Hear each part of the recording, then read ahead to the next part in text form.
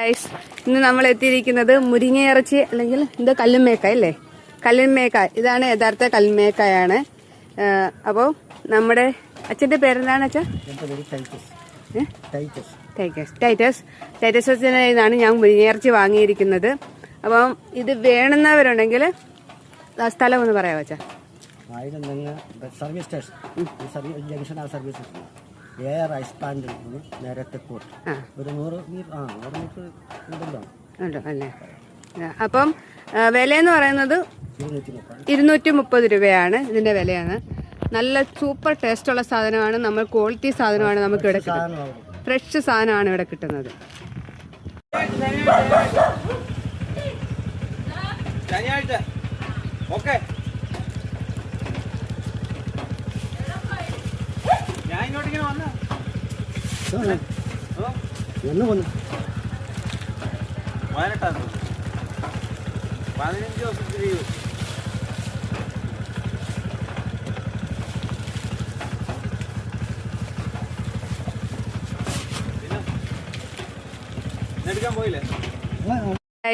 ഇന്ന് നമ്മൾ എത്തിയിരിക്കുന്നത് മുരിങ്ങയിറച്ചി അല്ലെങ്കിൽ ഇത് കല്ലുമ്മേക്കായ അല്ലേ?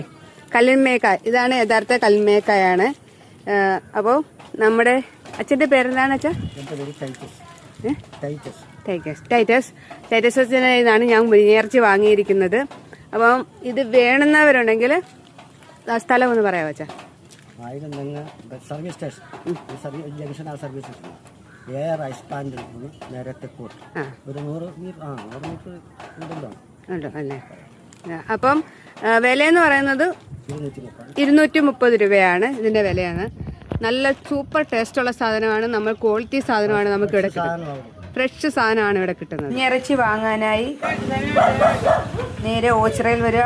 ഓച്ചിറയിൽ നിന്ന് പടിഞ്ഞാട്ട് ആയിരന്തങ്ങ് റോഡ്, ആയിരന്തങ്ങിന് AR ഐസ് പ്ലാന്റിന്റെ അടുത്ത് വന്നിട്ട് ഇടത്തോട്ട് കിടക്കുന്ന റോഡ് കുറച്ചിങ്ങോട്ട് വരുമ്പോൾ 100 മീറ്റർ വരുമ്പോൾ ഒരു തോടിൻ്റെ വക്കത്തെത്തുന്നതായിരിക്കും. അവിടെയാണ് നമ്മുടെ ടൈറ്റസ് അച്ഛൻ്റെ